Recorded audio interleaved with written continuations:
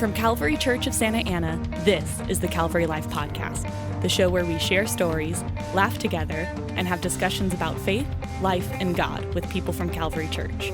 Here are your hosts, Eric and Matt. Welcome to the Calvary Life Podcast. We are here, my friends. Yes. So, Matt, we are doing an experiment on this episode. Purely experimental. Yes, that no one will probably see. I'm actually getting a spam call as we do it.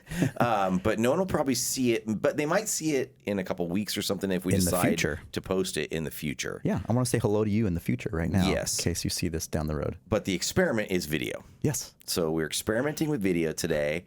Now, I was like, well, I have to have a video system that I can just do myself, essentially. Very simple. Yeah, Ryan sets it up, and then we make it happen. Yeah. Luke's able to edit and post and all that kind of stuff. So we are actually being videoed right now. Yeah.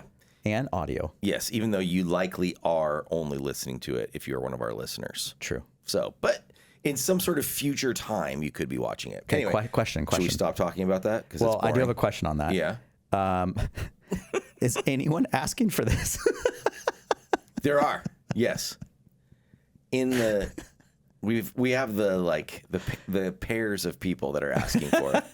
I was trying to think of like the most like, what do you say? Because I always said I sold tens of my books, right? You know, but like it's less than that. Yeah. We do have those, so if you are seeing this in the future, we have a couple little things. Do you want to describe what you have here? I have a baby Bono. You have a cardboard cutout of Bono from YouTube. Like a 2 foot tall, maybe, or it's like a 1.5 foot tall, something like that. Where did you get this? It was a gift from some folks. Oh, it's brilliant. That in the church gave it to me at one of. So, that looks kind of epic. That does cool. He's Bono's now blocking our podcast logo on the wall, which we have. We have a podcast logo on the wall. Which, if you came and did our tour, that we did at you would have seen that. Yeah, you would have seen that. We did do a tour of the studio. And then what do we got on the table? We have on our table. We have a Bible, a New American Standard, 1995 edition. Excellent. We have a hardback cover of God Joy. Whoa, I don't know if I've ever seen an actual hardback cover. Yeah, they sent me like 20 hardbacks. Really? Yeah, so I gave them to people who helped me with the process. You weren't one of them. Wow. Yeah, you got a paperback. And then we also this hurts. This is the first time I'm hearing this with you, listener. A Calvary Church Journal. I like that. Honestly, the paperback's way better. It's so much easier to read a paperback. You've got a couple. We also have a Reach prayer guide. So cool. This is for all of our missionaries. We have ways to pray for them. This finally came in, huh? Oh, yeah, you weren't here week number 2. Yes, these were a week late, but they did come. Was that a page you're allowed to show? Okay. I hope so. And then we also have an Oakland Athletics Boulevard street sign. Mm-hmm. Do you like that? But that's not. You said it wrong. Did I say Oakland? There's no Oakland. Oh. Plus, there's no Oakland at all, anyways, in any time of your life anymore. I was feeling really good. We have this new video format. Do you know I'm excited. There's actually no team now called Oakland. I know. At all, right? I know. Or is there some like WNBA team or something? There's not WNBA, but there is a semi-professional baseball team. Oh. And there's a women's soccer team that's coming to But Oakland. Are they going to call it Oakland, or is it going to be called Golden State or something like that? I don't know that part yet. Yeah, okay. But yeah, Warriors moved out of Oakland, and so did the Raiders, obviously. Yeah. And the A's, so I know. Entire city abandoned. Did you feel, because I still don't like Los Angeles Angels of Anaheim. That still doesn't feel right. But I also didn't like even California Angels. Right. Because that's like Golden State Warriors. Yeah, it's not owning your actual city. Yeah, just own it. Yeah. It's fine. Yeah. You don't need to... the whole thing of like sell more hats because you're called the Los Angeles Angels. No one's buying Angels hats. Right. No matter what name is before it, they're just buying Dodgers and Yankees hats. Like, settle down. Right? Like, I mean, come on. So true. Okay, there's something else we need to show if this ever is on video, we need to show the watchers. Okay, what? It's your legs. Oh yeah.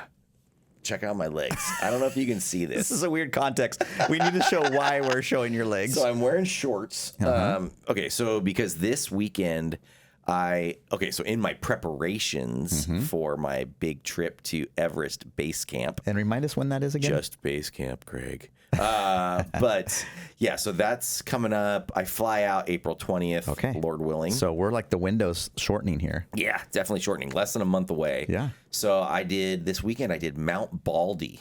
So Mount Baldy is the highest mountain in Los Angeles County, or Orange County, I guess, because they don't have anything that tall in Orange County either. Yeah. But so it goes up to 10,000 feet, which is kind of crazy. Yeah. It's funny how you just drive, you could drive out the 57, you pass San Dimas, and then you just kind of go up the mountains, and there's like a 10,000 foot mountain right there. Just in our backyard. Yeah, it's wild. You could do Raging Waters and ski Mount Baldy like an hour later. Raging Waters. When did you ever go to Raging Waters? When I was a kid, I guess. Yeah, because it had that steep one. It was scary. Yeah. It had the dropout one that was scarier than any that they had at Wild Rivers. 100%. I don't think it was even street legal to have this thing. Is Raging Waters even still? It's not still. Is it still open?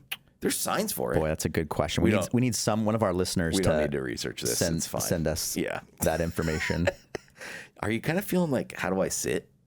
Like a little bit, like it's because we can see the screen that's showing us. Well, this is the secret podcast studio here at Calvary, but normally there's a table between us and we're facing each other. Yeah, it's very different. So I'm looking at you, but what I can't tell is if I'm looking at you, does it look good or bad? Yeah, I don't know. Also, my ear's itching. I'm gonna itch it.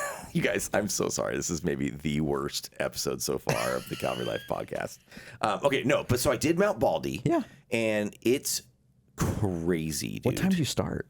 I started at 6:30 in the morning. Which it's not. That's first light. Right. Sunrise is 6:45 right now. Yeah, backpack. Tell me about your gear. Yeah, so I decided to wear shorts, which is an issue that we're dealing with here. And I wore my boots that I'm going to wear on my big hike. Oh, cool. And I wore these kind of high socks. And so I'll tell the other equipment later, but this is why I ended up with this crazy line. So halfway up my calf, it is the sharpest line between bright red and white on both calves. Because this hike took way longer than I thought. And the long part was the downhill part. Yeah. The downhill part was so hard. So it's only an 11-mile hike. Yeah. Which doesn't sound that long. It does to me. It's long, but it's not that long. It shouldn't take it took me 8 hours. Yeah. Including all my rests and whatever, just little photo spots and having a snack or whatever. At the summit, I kind of hung out up there for a while. So that's full elapsed time. Yeah. And, but the downhill took forever because it's 4,500 feet of elevation that I gained.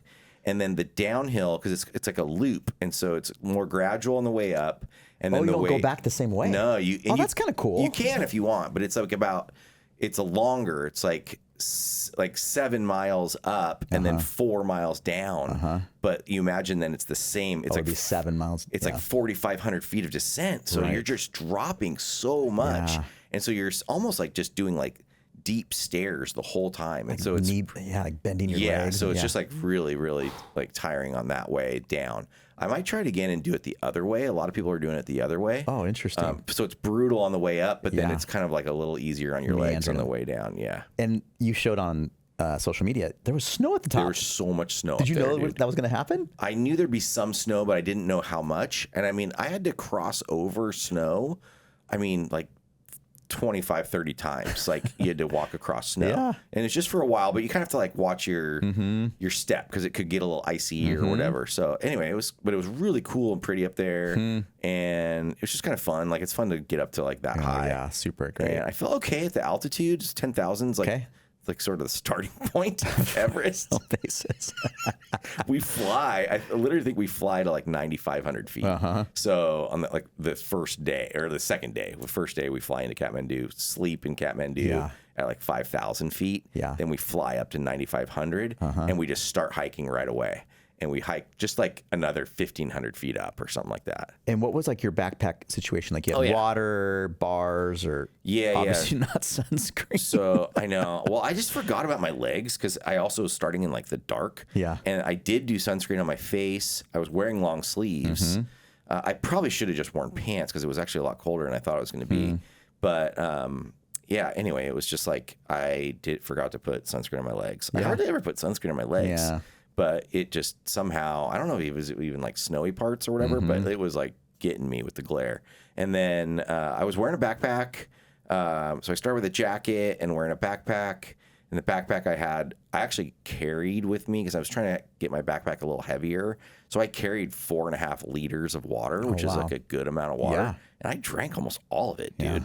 Some of that was electrolytes. And then I had like bars and almonds and like those stroopwafel things, like, you know, like those that are kind of like for running or whatever. And I had even some gummy bears and something else. I don't know. But I definitely, like, I had like a lot of food, but I didn't have, and I had some gels too. But I just didn't have enough. I needed even more food. Oh, okay, so that's a good trial to figure that out. Yeah. This was probably what's crazy. Honestly, doing Mount Baldy, I think, is harder and longer than anything I'll do on Mount Everest. As far as the amount of hiking for the day? Yeah, the amount of hiking for the day. Okay. And so the altitude will be different at Everest. And so that's the effect on you, and they know that, so they don't have you go as far. Okay. But I also won't be going down as much. Yeah. So down is, because like I'll spend a week just going uphill. And then you just like go to, and you stop, and then you keep going uphill. Yeah. You might have sometimes like a mountain goes up and down along the way. Sure, yeah. But like, yeah, anyway, I won't be going down because we just fly off the mountain. So I just found out they actually pick us up at Everest Base Camp. Yeah. They're picking us up there. I thought I had to hike down a little bit to like a different place.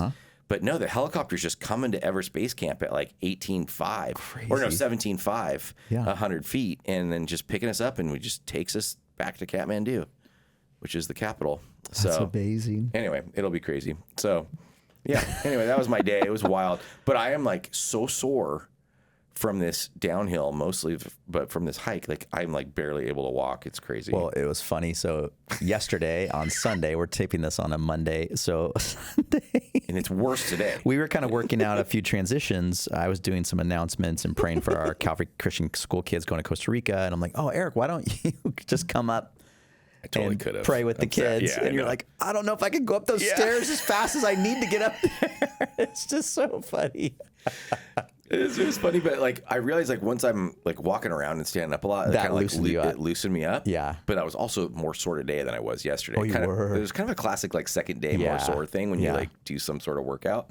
But it's funny. I don't know. It's just, I'm proud of you. That's cool. Thanks. Way to crank it out. It's a good day. That's actually, I went into an REI one time and they had like this, I think it was like 3-peak challenge, where it was Baldy, Mount San Jacinto, and then there's one San more. Gorgonio. Yeah. So those you can do all those. Peaks. I think it was within like a month or something. You get like a little medal. And there's actually some sort of like Southern California 7. I think there's 7 different peaks, because there's a couple others that are like that are at least 10,000 or something like that. So anyway, there's like all these other peaks too, but those are the 3 key ones. So I've actually got like on my computer right here, I actually have like a bunch of tabs open to all these different hikes. San Gorgonio hike. I'm scared because I want to do it, but that one's 18 miles and 5,500 feet of elevation. That sounds crazy. I'm going to die. So I'm like more scared of doing this San Gorgonio hike than I am of doing Mount Everest. Really? Yeah. Yeah. I mean, sorry, Mount Everest Base Camp. Maybe I'll go with you. The luxury thing. San Gorgonio? Maybe. I don't know, dude. I don't even know if I want to do it.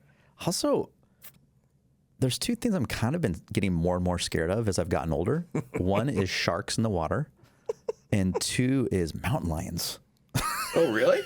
I feel like there's mountain lions everywhere now. That's like more scary, like here, just locally. Yeah. There's more mountain lions in Whiting Ranch than there are like almost anywhere else. Oh, really? I think. Oh, wow. And that because people have gotten like attacked on mountain bikes in Whiting Ranch. Right. Which is just like close by. I know. Oh, this was the other thing about my hike this weekend too. The thing is, part of the reason I'm so sore is I also did a 10-mile hike on Friday. Oh, by the way. Yeah. And that was like up towards Saddleback. I went out to Silverado. Oh, the rest of us probably haven't done 10 miles in years, and you did back to back. And that was only with 2,000 feet of elevation gain. Okay. And it was a much more gradual road then. So, yeah. So, anyway, I was also doing Mount Baldy on tired legs. Yeah. Because I was trying to do that on purpose because I wanted to stack some days. Yeah, get used to doing tired legs. So, it's something Greg Clark really taught me in Ironman training was do workouts on tired legs, so that you can get used to what it feels like at hour 7 or even hour mentally. 8. Yeah, exactly. I mean, honestly, it's so much. Everything's mental. But yeah. Anyway, what's been going on with you? Yeah, actually a lot. I watched a lot of basketball last week. Yeah. A lot of college basketball. So ask me about any basketball game I can pretty much tell you in the last week. Samuel kind of had a little bit of a scary thing. Our son, he got evacuated off the North Shore of Oahu on Friday. So there's been like a 50-year flood. Like there's been not this much rain on that North Shore of Oahu in 50 years. Happened to be when Samuel's there. So they evacuated on Friday to the other side of the island, but even getting out of there was a little sketchy. Because it's this tiny little 2-lane road to get out of there. Yeah. And then he's okay now, but he ended up getting super sick. He thinks maybe he drank contaminated water from the flooding. Oh, my goodness. Got super sick Saturday night of this last weekend, and then they got in their church van to drive to the hospital. Like, I think you need some IVs because he kept throwing up. And the van broke down and it wouldn't work. They called an Uber, and in that area of Hawaii, there was no Ubers available. So they had to call an ambulance to come and get him. No. So it wasn't like lights on or anything. It was more of just like transportation. Yeah. So they drove him to the hospital. He got an IV and then stayed there over the night, and then is good to go now. But it's like, where did they have to stay? So they found like this church camp on the west side of Oahu. The west side of Oahu is like the part you don't go to. Yeah. He said it's the locals He part. said it's really scary. Yeah, dude. He's like, we're out and taking walks at night. Oh, man. You already knew that? Yeah. Oh, I didn't know that until this weekend. I think just part of surf culture, this stuff. Okay. Yeah. Is there surf spots on that side? Yeah, but you're not allowed to surf there. Like that's it's the like thing. locals only. It's local. You will get beat up if you go surf over there. It's that's really crazy. intense. Yeah. Yeah, he had to leave his surfboard and guitar and all that back at the church. Yeah. So the church is still standing, so they should be coming back today or tomorrow to that. Okay, but yeah, so that was kind of an interesting wrinkle. Dang. So we were talking to him last night. We're like, hey, this is what you signed up for. This is part of the adventure. Yeah, exactly. Of going away and trusting God for things that are scary. But Marie and I were also like, we didn't sleep Saturday night because we're like, he's in the hospital. We think he's going to be okay. It's just flu, but still we had to face that. And then a couple other random things. Part of a quinceañera on Saturday night. And so I think I hope I said that right. Mostly right, not really, though. It's fine. Which is a cool tradition. You have like your bar mitzvah and your bat mitzvah for kids that come from like a Jewish background. And so in the Hispanic culture, like a lot of girls when they turn 15, I was asking the guys, I'm like, what do you guys get? They're like, nothing. Nothing for the guys. I feel like after all these years, like they'd be like, wait a minute, I need something for me. And then the girls are like, okay, male privilege or whatever, right? Yeah, for sure. So that was really fun. Shout out to the Perez family. And then Sunday morning, while I was here at church, we had a baptism in our backyard. So Southland Santa Ana, another church that we love here at Calvary, has been renting a spot at the school right across the street from our church, from our house. And so the pastor of that church, John Marshall, came to me several months ago. He's like, hey, can I borrow your hose to fill the trough that we have in front of the school? I was like, of course. And the hose wouldn't reach across the street. Oh, yeah. Just spraying it from like 20 yards. It's like, this is not working. It's like, never ask a pastor to do something like this. So then I was like, you should just use our backyard. We have a small pool. Like, go for it. Yeah. And he's like, I kind of want to do it out here, but how about next time? So yeah, we had 4 people get baptized in our pool. That's cool. On Sunday morning while we were here at Calvary. So yeah, it was a good weekend. A lot of just kind of random things. Yeah, that's neat. That's really great. I love it. I did see pics of that on your social media, so it was really cool to see. It's really neat. I love that. Just kind of the kingdom coming together, helping each other out. It's cool. Yeah. We also had the Orange Lutheran Gala on Friday night, so that was some good times. That's at the Richard Nixon Library. Whoa. Yeah, so they did it there. Second year in a row they've done it there. I like that place. Big fundraiser event. Yeah, so it's the second time I've been to the Nixon Library. It was just those 2 events. But they let you kind of like check out the like Nixon's house, and they have right now this like special exhibit on the 250th anniversary of America. Whoa. Because this is the 250th year. Yeah. Wow.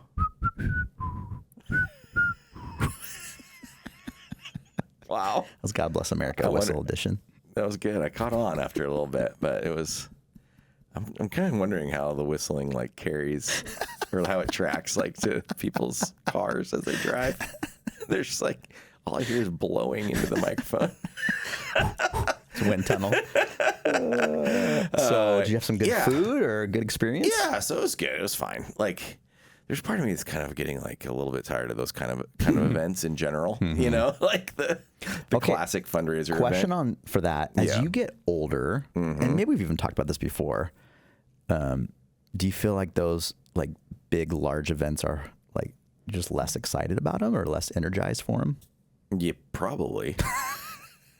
Especially the ones where I sort of don't know that many people. Yeah. Especially because I know people on staff at Orange Lutheran, but the sort of donor base and the parents and stuff, I don't know those people anymore. Now that our kids, those were a little more fun when our kids were in the school, and then there'd be like other parents that were there and stuff that we knew.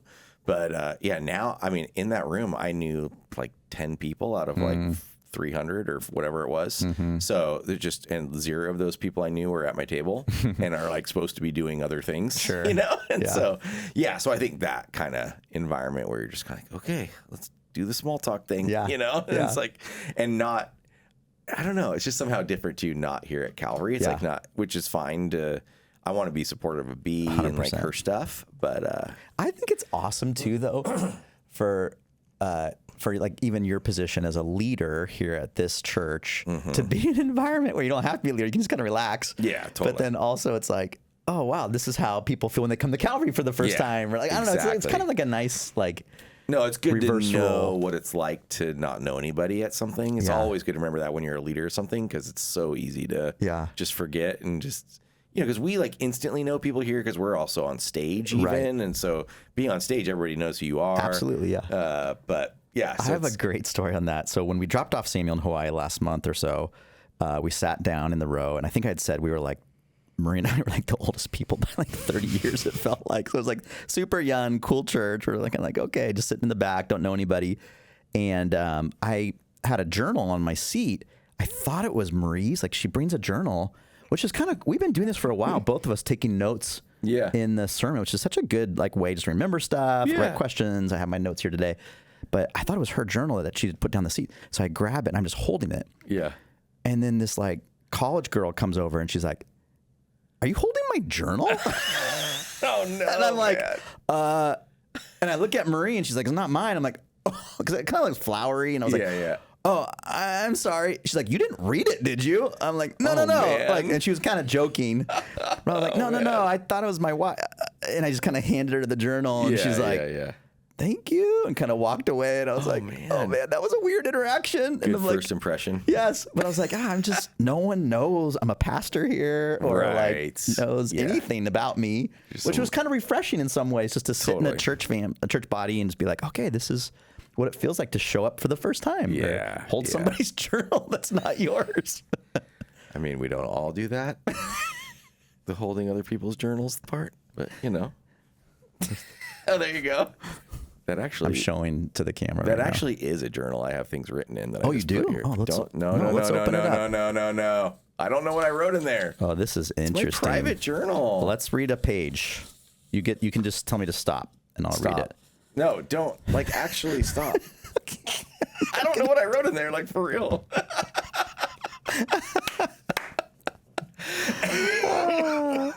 Don't make me laugh. I think the video is bringing out some good stuff. Okay, good. Yeah, it was scaring me.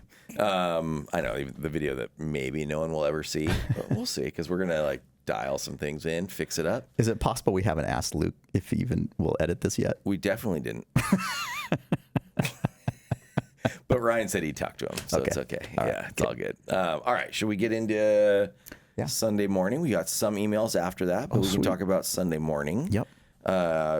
So this Sunday morning, we got into we talked about the actual death of Jesus. Mm-hmm. So that's where we are in the crucifixion. We started really a couple weeks ago, 2 weeks ago, we had the walking with the cross. Last week, it was Dave talking about the two criminals, the thief on the cross story. And then this week was his actual death. Next week will be the burial of Jesus. And then the week after that, the resurrection, because it's Easter. That's cool. So this week was the death of Jesus. And according to Luke, he does have I would say a shorter version of it at some level compared to some of the other Gospels. But it was also in... that page turning is great. It's good. Just keep doing it over and over. Just over. For some reason, I'm not finding Luke 23. You're struggling to find? Just the book we've been in for the last exactly 2 years. But we also really tried to do intentionally a bit of kind of a mellower, like, feeling Sunday. Right. Like a little less lights, a little like kind of calmer music, quieter music, acoustic setup. Because of the heaviness of the subject matter. Yeah, and a couple of kind of points of reflection, communion. And I think we wanted, I think it's something, so we talked about trying to see if we could do that a few times a year, here and there, and we'd like the subject matter to align if it can, but also just have we want church to not always have to feel sort of loud or big. We want it to be a place that you come and find some rest. Well, you look at the scriptures. The scriptures have laments. The scriptures have celebratory moments. They have really every emotion that we experience as humans. And so it feels like our gatherings together. I think there's always this excitement when the family gathers together. It's a reunion, right? Every week it's a reunion, and it's mimicking just, what one day, or just a little glimpse of what heaven will be like. All these different people come together to worship Jesus. So at that sense, I can see us erring more on the side of joy and celebratory. And it's also every Sunday's Resurrection Sunday at some level too. Right? Exactly. So keep going though. But but I think it is good to kind of okay, but let's kind of lean into other emotions that are very normal to the human experience in the Christian life. Yep, for sure. So obviously the death of Jesus then felt like appropriate time to kind of be more reflective. So it was good. I don't know. Do you want to lead the conversation here? I thought I love this message. It's very familiar. Obviously, we talk about the cross weekly. So you talk about we about the resurrection. We talk about weekly, we've seen songs about the cross, and yet there seemed to be something, and at least for me, I think it was just the Lord working in the room and through me, but just felt really fresh about this Sunday. It's it's good. It's kind of hitting me in a new way. Really, you ruled out any chance of that being, and I mean it's fine, but you kind of ruled, or it just had to be the Lord, because it couldn't have been the content. I mean, it is the Lord. I want it to be the Lord, but it seemed like it had to be the Lord. Is there a little bit of a chance it was some preparation, some delivery? I'm just kidding. It's kind of every time I make a meal for our family, I'm like, God bless this, because this just has nothing on its own. Yeah, exactly. No, and I'm totally joking. But okay, started with just this sentence: Jesus' death is a supernatural, eternity and alternating event. Altering event, yes. Thank you. Yes. You like that? Yeah. Yeah, just thinking about it that way. Kind of made me lean in a little bit, oh, that's true. It's literally something that just would never be thought of. That this is the mode and means of what God would do. And it's so crazy how the instantly what happens are things all of a sudden the sky going dark. And so you're just oh, okay, this thing that just happened is beyond, I don't know, just beyond any other death or beyond any other event that could have happened. Yeah. So. Do you wonder why we have the famous historian Josephus' thoughts and narratives, but it's how come more people weren't just writing about this day? I know. It is interesting. It's, I don't know. I don't know how many other sort of local historians there were. Obviously Josephus was one that was able to have his work stand the test of just time and history and lasting physically or anyone giving it care, so that it didn't just get thrown away. Right. You know, like I don't, you know, in a couple hundred years, we might not still have God Joy, but I have a feeling we might have some other books.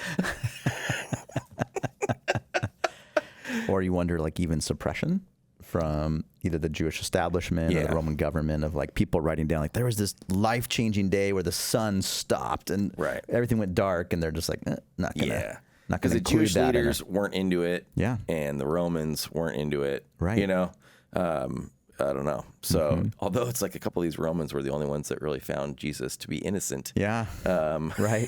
You know, in the centurion and in Pilate, but so and then you wrote, like, or you said on Sunday, you know, it's this life-changing day. Do you have a sense of just how that impacts you? And I thought that was powerful too. Of like, like that day 2,000 years ago, like literally matters to me right now. Yeah, exactly.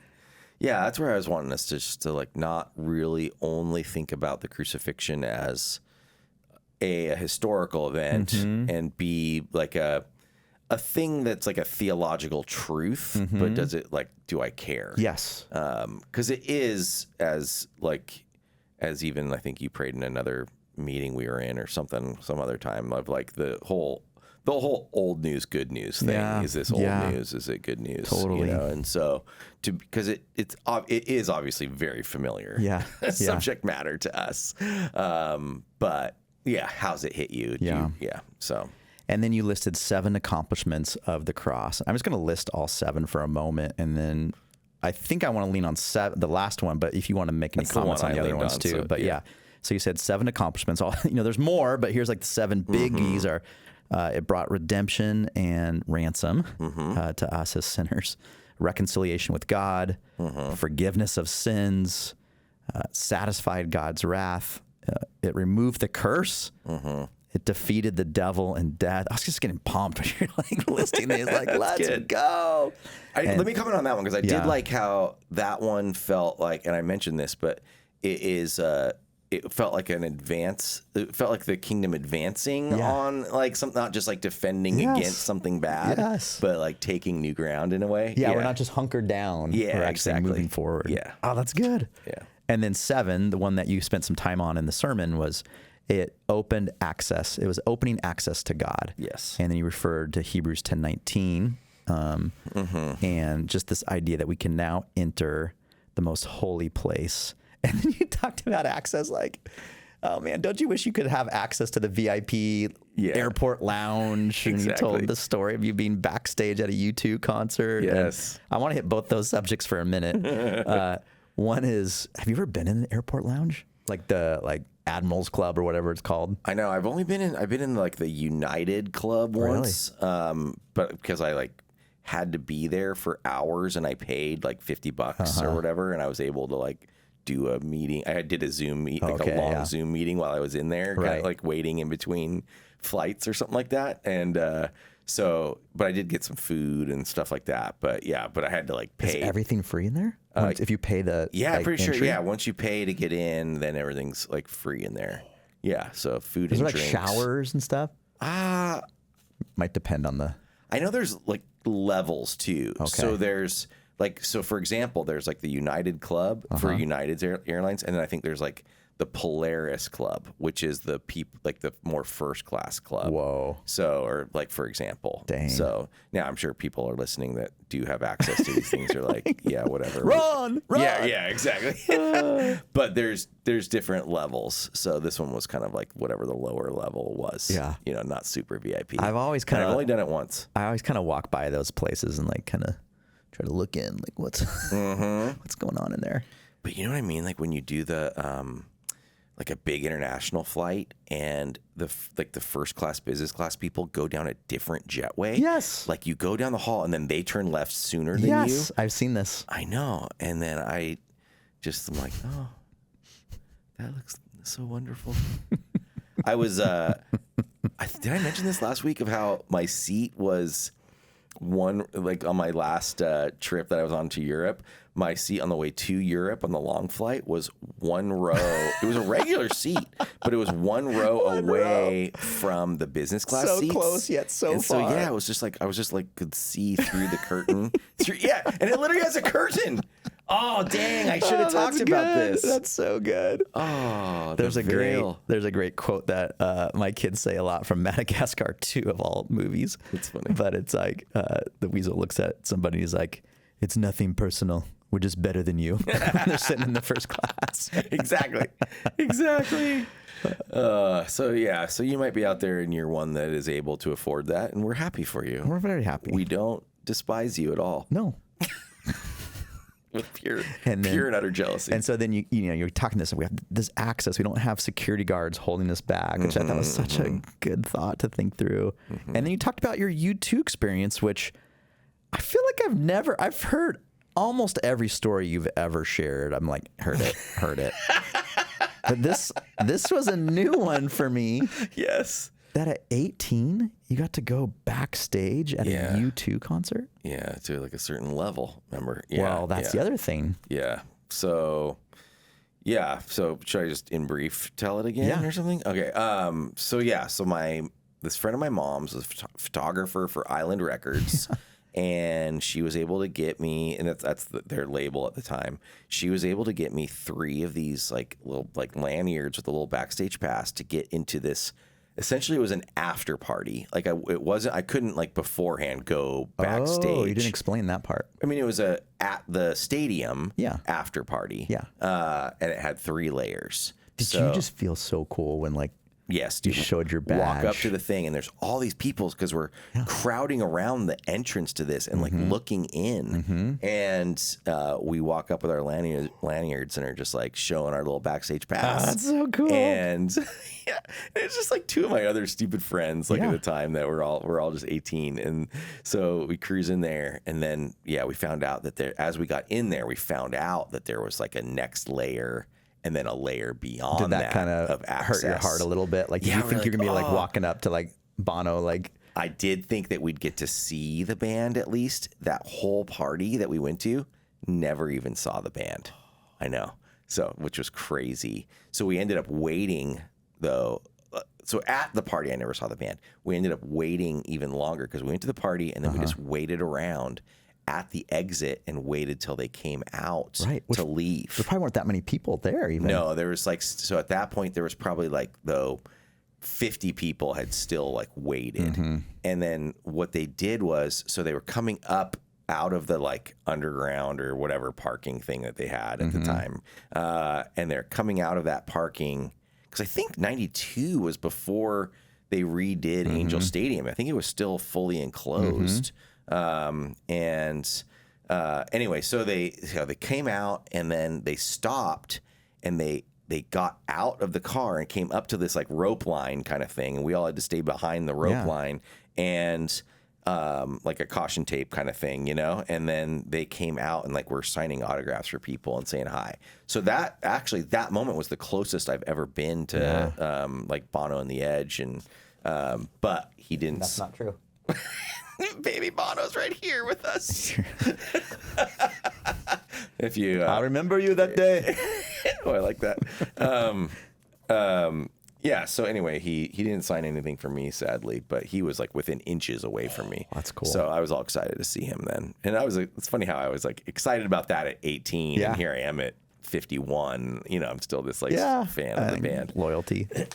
But so that concert was just crazy, and it was crazy to see the whole thing of Axl Rose being in that part, or that that party. A great part of the story. Because like 92, like Axl Rose is famous, so famous, like crazy. I mean, honestly, he might have at that time been more famous than Bono. And so.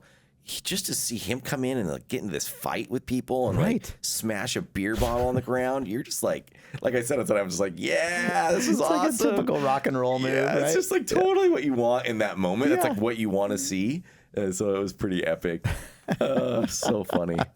But and so then I totally like did the pastor like Jesus juke thing of like, And then, we're not held at the outer party. It's so good. No. Yeah. That was not a negative moment for me. That was like, it's so true. It's like, actually, I was feeling emotional as you're sharing that too, because it was like, we're not just waiting and like hoping to get a glimpse of Jesus, right? Yeah, like we get to be with him. Literally, it's been the curtain's been torn. And we can enter in just like anyone else. And it's like, it's so cool. It's good. Yeah, it does. It worked.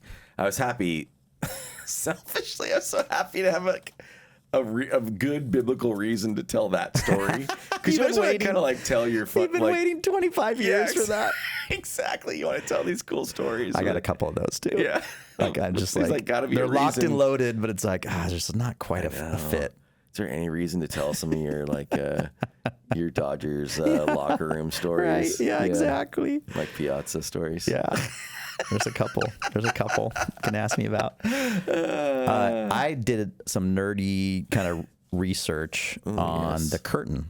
Okay. So in the passage here, it talks about that the curtain was, and said, in verse 45, and suddenly the curtain in the sanctuary of the temple was torn down the middle. Yeah. And then Jesus shouted, Father, entrust my spirit into your hands. So it actually felt like it tore before he even died. Right? Oh, I know, huh? I don't know if that's just like writing. I think as he's dying. That's possible. Let's not get stuck on that timeline. Yeah. And the things I'd read about was that the curtain was, that thing was heavy and thick. weighty. Yeah. And for it wouldn't be like someone just pushed it and all of a sudden it fell down or ripped into. It's like, it was a supernatural moment and event. Yes. And super tall. Yes. You can't just like reach up and pull it down, rip it in half. Yeah. So, what's your nerdy research? Oh, it's that it was blue, purple, scarlet were the colors. Nice. And that it was 66 feet tall, 4 inches thick, and then 30 feet wide. Okay. So. Yeah. Is that some of what was said in the Mishnah, or where'd you find that? Yeah, that was just on Google. Oh, Google.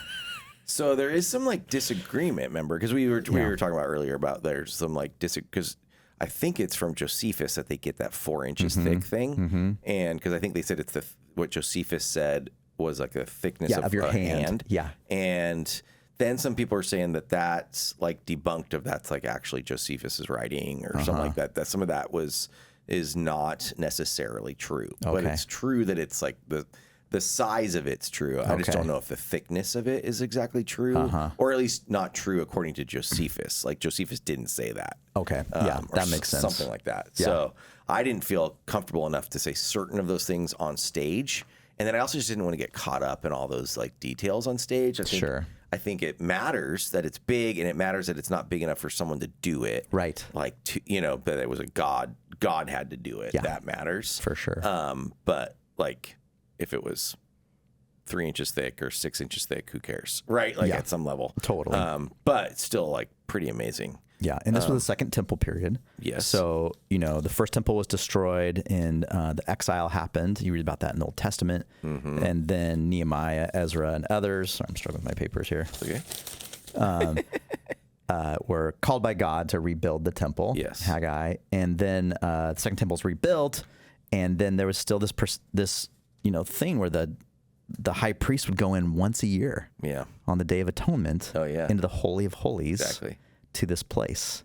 And so that was the curtain that was torn. That was separating humans, from the holiness of God. And then with Jesus' death, broken open. Exactly. Now, I have a theory. I did read this somewhere else too, that maybe the high priest and the other Jewish priests didn't realize the curtain was torn.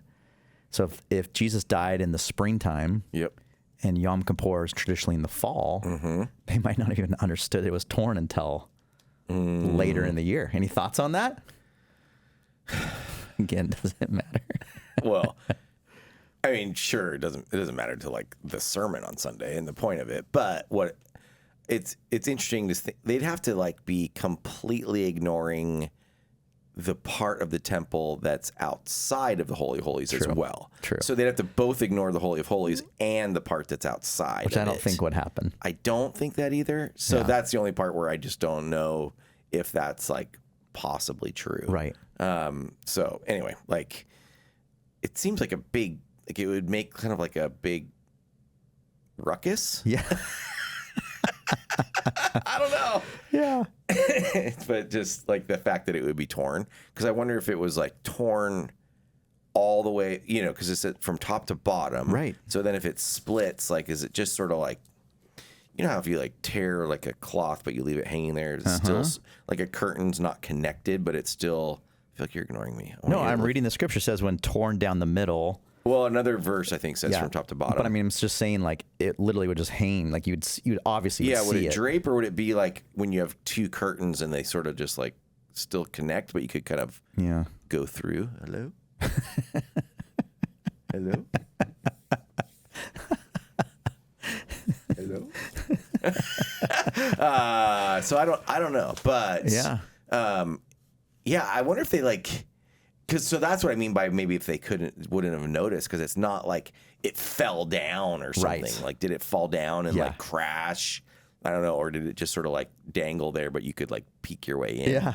Well, I mean, the gospel writers do connect the tearing of the veil to the crucifixion death of Jesus. Yes. So there must have been some timing of like, oh, this happened. No, right absolutely. around the time of that. Oh, that's true. Like somebody knew it happened then. So it wasn't like it was just like they discovered it in October. Like it just got old. And, what happened in October? But, okay, here's my other theory. Okay. Again, of things that probably don't matter so much. Okay. But so do you think they repaired the curtain in order to, like you talked about? Okay, yeah. But do you think they did that quickly to get to the Yom Kippur? Like, oh, we got to like fix this exactly. immediately because we have the Holy of Holies day coming. I know. I don't know. That seems possible. Or it's, you know what I mean? If they were gonna repair it, right? That timeline seems likely. Yeah. But yeah, I wonder. I still just don't know. Like, I don't know if they repaired it, but it is just an interesting sort of thought experiment. Yeah. There's no. You said there's no recording of them repairing it. Yeah, not that I know of. At least someone might find something, but I didn't spend like all my time trying to discover that. Right. You know? Yeah. Well, we only have 30 minutes. Yeah, it's just, and again, we want to stay focused on like the things that sort of matter. You said something though so good. You said we can be tempted to put the curtain back up, and I think that's really the danger of religion is that we have this access to God through what Jesus has done, and then in a sense we put up barriers. Yes, absolutely, and that's where the works thing comes in, and that's where our own guilt and shame, and we just beat ourselves up when Jesus has said, like, we beat ourselves up and think that we're horrible when Jesus has said, you are holy and blameless as you stand before him without a single fault. That's how he sees you. You can go into his presence holy and blameless without a single fault because of what he's done. And so that's where I think when we even put ourselves down too much, we are minimizing the work of Jesus on the cross. Yeah. And so that's what we got to be careful that we don't do. Yeah, absolutely. That we are without sin, or we are with sin, and we have sin, but his work has accomplished so much. Yeah. And so, and that's even where I get bummed with traditions that try to put like these works of even of baptism or of communion or whatever as these things that you have to do, or confession, right? And so when we have these, you have to read a certain Bible translation. Yeah, exactly, all that, or you better say these certain prayers, or you better like do these certain good deeds, and any of that kind of stuff. And so that's where I think all that is like building a separation that we better be able to tear that down ourselves. And I don't know what that looked like. I'm doing this like really stupid looking thing with my hands. Yeah.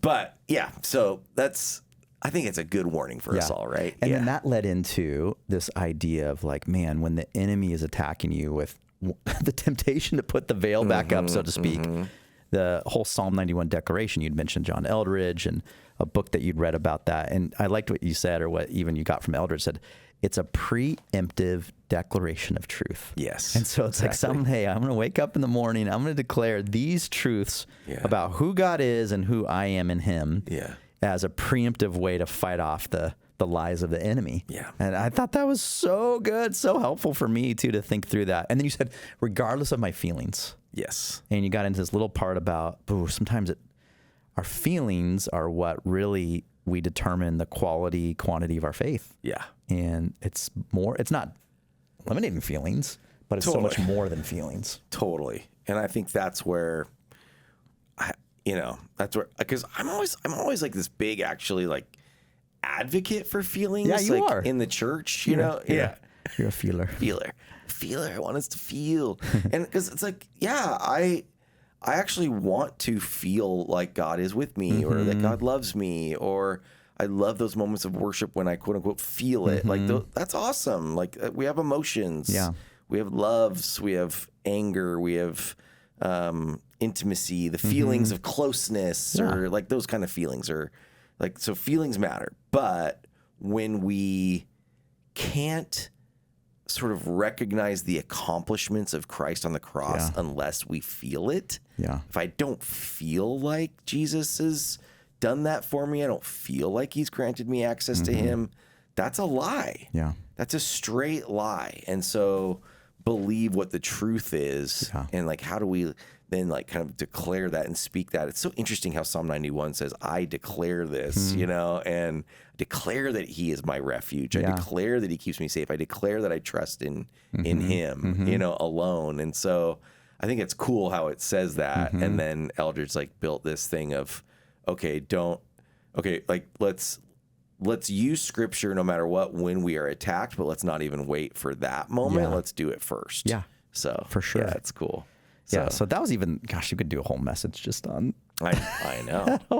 It was funny because I was talking to, so reading this book, this book's called Experience Jesus, really. And it's a funny book because it says Experience Jesus, period, really, period. That's the title of the book, and by John Eldridge.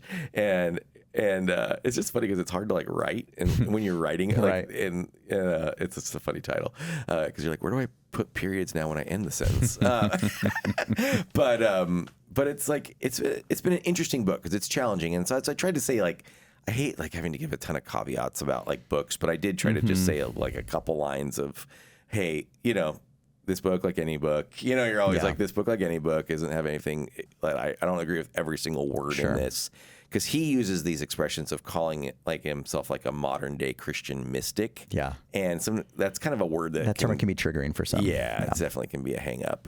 But he does some defining of that, of what that means. Of it's not. I don't have it in front of me right now. I should have brought it over, but like, it's not in this weird like being some sort of like wizard way, or if there's some aspects of certain desert fathers that we don't like that call mystics, like he's not doing anything kind of like crazy or weird. He's just saying like, we need to like believe that this is supernatural. Right. Like God is not of the natural world only. And so a sense of believing in him and like reflecting on him and trusting in him, that is a mystical thing. It's kind of actually like, it's kind of a crazy thing to do at some level. So like just understanding being a Christian mystic is also like not being discipled by, he talks a lot about not being discipled by the internet, because we're all so discipled by the internet, but being discipled by Christ and like meditating on him and reflecting upon him. So then, and on his word. So it's like in a lot of these ways that I think even the most sort of quote unquote conservative, like theologian-y type people would not disagree with necessarily. So anyway, but all that to say, we're reading this book too, because Curtis Yates, who's one of our elders, is his literary agent for John Eldridge. For John Eldridge. I'm sorry. Did we think we were talking about someone else? I'm just filling in the gaps. Okay.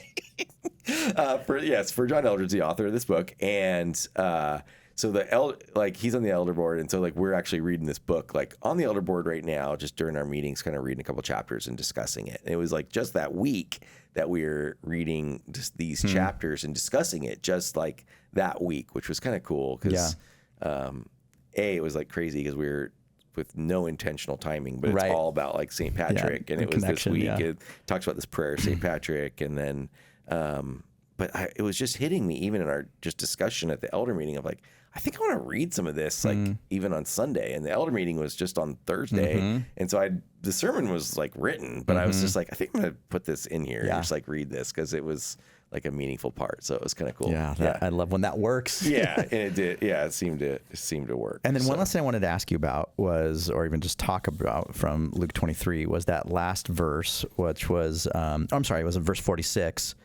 That's where we ended, isn't it? Yeah, we ended 49 actually. But 46, Jesus shouted, "Father, I entrust my spirit into your hands." And with those words, he breathed his last breath. Yeah. And you made this comment that I wrote down that's, in the Roman Greco world, or that world of the first century, gods don't die. People die for their gods. But gods don't die for the people. People die for their gods. And then this is the one true God. That he would die. It's so astonishing, amazing. Yeah. You said it a little differently than that, but it's it's like, that is so amazing and wonderful and true and beautiful, isn't it? Isn't that awesome? Yeah, so counterculture. You know what's cool about that part too? You guys can see, these are my notes. This part is like handwritten right here. I wrote that part during worship. What? Yeah. During the first set of worship, I wrote that part. That's why we do the podcast, everybody, so we can learn those little isn't that cool awesome? Tidbits. Yeah. I don't know how it struck me, but it struck me. Whoa. And I was just like, dang, because I was just like reflecting on because I don't I said this, I don't minimize the crucifixion. I don't believe that I minimize it. But I genuinely do think that the resurrection is cooler. Is the ultimate good news. Yeah, the resurrection's the big story because everybody dies, but one person came back to life, right? And I think that's what proves he's God. It's what proves that the death meant something, right? Yeah. It's sort of like credit card approval. Yes. You could swipe the card. Yeah, the stamp. Death is kind of like swiping the card. Yeah. And then the resurrection's approved. Ding, ding. Side note. Are those the longest 3 seconds of your lives, everybody? When you put your card in, it's insert card. Yeah. And it's reading. I mean, maybe for some of you, you're oh no, it always goes through. Yeah, we have money. We're fine. We're not spending money. I don't know. For me, I'm always sweating. No. When it happens for me, though, is when especially when I'm overseas, because I was just overseas. And sometimes because your card just starts getting denied. Yeah. But and it's you have money or you have space on the card or whatever, but then it's just denying it because you're in some other place. Weird place, yeah. And it's doing it, and you're just so mad at your system because it's it's trying to protect you, but then it's hurting you by trying to protect you. Yeah. It's when helping hurts. I don't know. So I was stressing about this when I was just on my research trip to Europe. So yeah, those are long 3 seconds. But anyway. So yeah, again, I don't minimize the crucifixion, but I do think the resurrection is this astonishing work.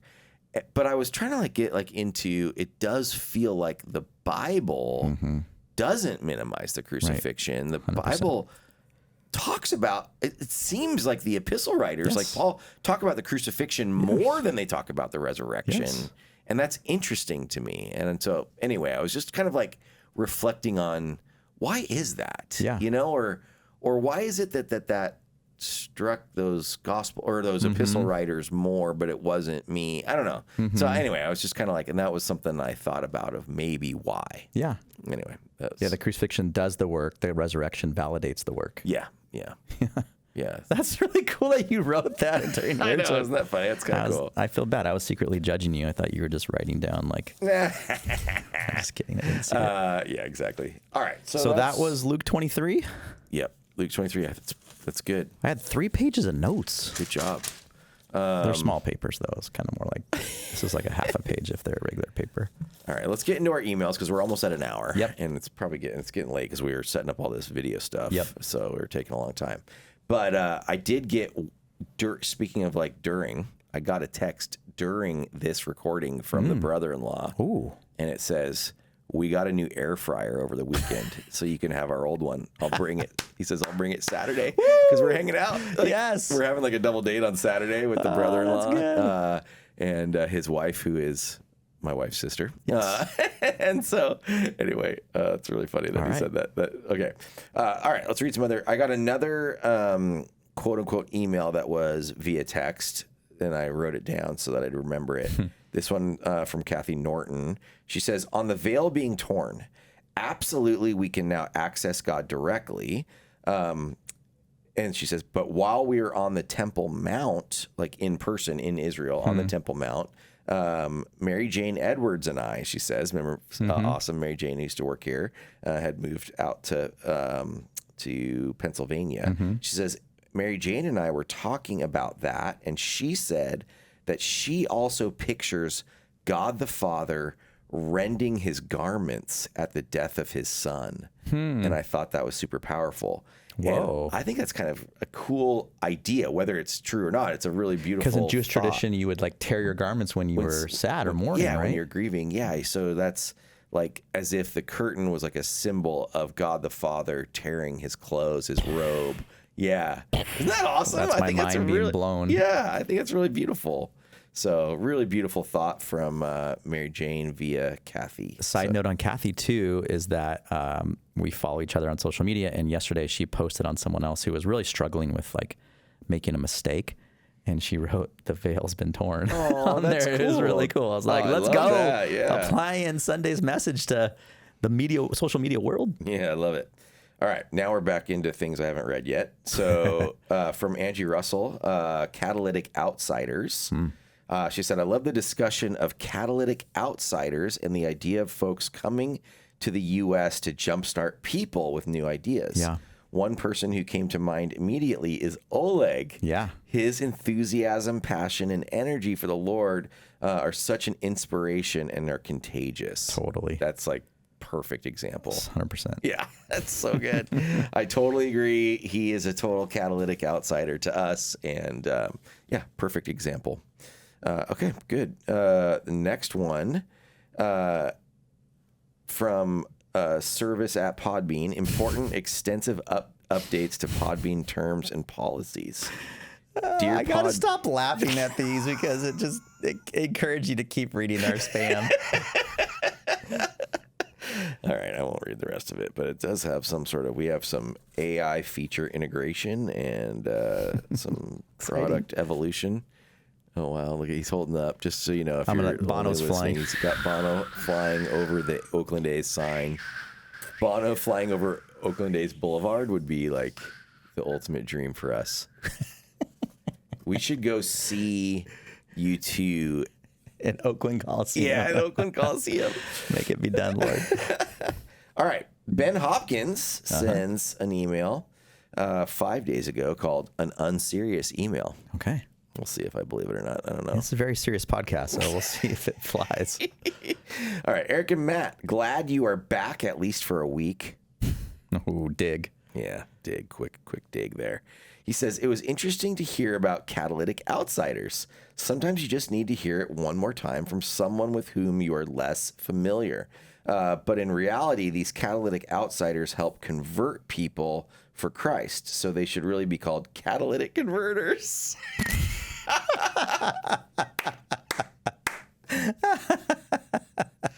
I like when I'm reading it like for the first time, so I don't know there's a punchline, and then it hits me. Yeah, that's so good. That's really good. Then he says, I'm jumping into the air fryer conversation. I love how this is like got people going. This has had a longer shelf life than I was expecting. That's why it's fun every once in a while to like come after just don't know. a popular thing. Yes. All right, so I'm jumping into the air fryer conversation. My microwave doubles as an air fryer. What? That's smart because then you don't take up table space, counter space. Oh, I thought like it converted, like all of a sudden it was like a transformer, like. I think it is. You don't know. He doesn't say. He says this helps with having the utility of an air fryer for pizza reheating, veggies, toddler food, but without the need for an entire extra appliance. Maybe this is the way to go. Huh. I think it's actually, that sounds wise. Because one of your big beefs is the amount of space it takes up. Yeah, absolutely. Yeah. He says, here are some questions if you want. Oh, it is a Ben run. So we'll see if, I don't know if we're going to do all like 8 of these questions. Okay. But I think it looks like I think maybe 5 or 6. He says, Eric met another Eric during his recent trip to Europe. How is his name spelled? Correct or incorrect? Ooh, do you know? Yeah, it was correct. It was with a C. Okay. So we instantly had more of a kinship. Yeah, absolutely. If it was with a K, I kind of would have like had a little disdain. Kept your distance. He probably would have felt it, and then we wouldn't have really been friends. But this guy I'd actually, thankfully, the Eric I'd met before, This is the guy I told you about earlier today, who is the guy that's from the Midwest that has moved to England as a missionary and now speaks with an English accent. Is that allowed? And we make fun of him about it, yeah. Okay, so then another question. If Reach Week is actually 8 days, why is it called Reach Week and not Reach 8 days? Okay, I appreciate, Ben, you mentioning this because I've actually had some internal struggle with it. Yeah.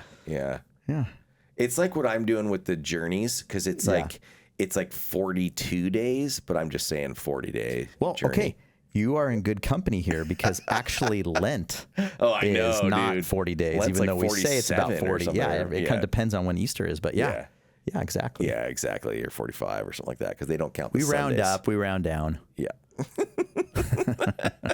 All right. What are the best running shoes? What a random in the middle, because we were talking about running or something. I don't know, but I use Hoka Cliftons. Whoa, I'm fancy. not saying they're. Yeah, that's fancy. Hoka. Yeah. Hoka. I use Hoka Cliftons. I don't know. I'm not necessarily saying it's the best. Yeah. The best are those what are they called? Like Nike Vapor Flies. Yeah, I've tried those on before. Carbon. I tried them on too. I felt like I was like Tigger. Do you know what I'm talking about? Like on springs, just bouncing from cloud to cloud. It was amazing. Yeah. What do you use? Well, I am not probably the person you want to, mimic anything after when it comes to the running world. But I wear New Balance. But New Balance what? I don't know, 71, 90s. I mean, some series number. I have New Balances on right now, but they're like skate shoes. Like I would. Oh, those are nice actually. Yeah, thanks. Didn't notice them. Bold move to go with the striped sock though. Is that a gray sock? Yeah, I don't even care what I do. I'll do what I want, when I want, how I want. Confidence. All right. With Eric being chair of Greater Europe Mission, have you considered living in Europe and commuting to Calvary for when you preach? That sounds good. I'll do that. So could I just Zoom my sermons in or something? And, imagine. Yeah, we'll have staff meetings, but I just can live in Paris or whatever. So I've actually seen, there's a pastor in the Northwest. I don't know his name, but he takes a helicopter. He'll speak at one church at 8 a.m. I'm thinking. And then he jumps in the parking lot in a helicopter and flies 30 minutes to the next church. Yeah. That's so weird. It's so weird. I saw that on social media too. Did you? Everybody hates on that guy now. I feel like the one that's crazier even though I think is that Jensen Franklin guy from Free Chapel. I think he flies from East Coast to West Coast. I don't know if he still does that, but that was definitely for a season. Yeah. He would. You guys were born, man. Did you see that yawn? That was on video. So we can get his crazy yawns on video. That was a big yawn, dude. I yawn every day around 4 o'clock. It's 5. It's also home. about 95 degrees in here. But yeah, he would fly from Georgia to Orange County. Yeah. So that's crazy. So, I'm in, dude. I'll do it. Ben, if you can convince the elder board for them to say that's fine for me to still get paid. Come back. All right. Now, last question. If you were gifted something expensive but did not really want it, is it rude to sell it? I wonder what this comes from. That's a good question. I mean, I did sell the bobblehead that that's real. Was given to me. I think he might be digging. I think he might be digging at me. Oh my gosh! Another big yawn. Were you yawning again? No. Okay. Yawn police over here. Is it rude? I think we came to the determination for me that I needed to ask. I needed to tell the person first. Yeah. I don't know. What do you think? Because then there's other if it's. Because that situation did feel like you probably needed to tell them just because of the way it was generated. Right. With his seats and what blah, blah, blah, blah. But I don't know, man. Somebody, it's rude to sell it. Okay. Someone gives you I don't know, I'm trying to think of an item, a brand new Harley Davidson. Oh. And you're like, I don't really want to drive a motorcycle. Yeah. It's dangerous. Can you just sell it? I think so. But I think you probably have to wait a little bit. there's a little a cool off period. Yeah, you probably have to wait a little bit. We got to put Bono down. He's scary. He's scaring people. But yeah, I don't know. I do think probably some sort of waiting period. All right. That's our advice. All right, that's probably good. He says, glad everyone's doing well, Dr. Ben. All right, we Nice. appreciate you, Dr. Ben. Yep, doing good work in San Diego. All of you for your emails. So email us, please, podcast@calvarylife.org. You just type it. Podcast@calvarylife.org. Or you can text it. Yeah, exactly. So this was great. We tried it. We'll see what the video looks like. Yeah. I like us both with our hands like this. It could be our new picture. Maybe. Whoa. Maybe we should ask the audio listeners if they noticed did it sound more intriguing with the video or is it worse? annoying that we like talk about stuff and they can't see it? Yes. I do listen to some podcasts that have video now, but I'm just listening, and sometimes I'm like annoyed because they're talking about something I can't see. Yeah. And you're just like, So we'll try our best to not do that. I'm sure maybe every once in a while we'll do that. We'll see if this it's just like a static shot of the two of us. Just so you know, if you're just listening, it's just a static shot of the two of us in a small room with a Calvary Life Podcast logo in the middle of us. No, there's more than that. And with we already described our stuff. We got Baby Bono. We got Matt's mug. We got my Godjoy book. Stuff like that. I wonder if Bono, we'll get Baby Bono to read portions of Godjoy. I think this is what Eric does when there's no one around. This book's so good. We need to cut. We do need to cut.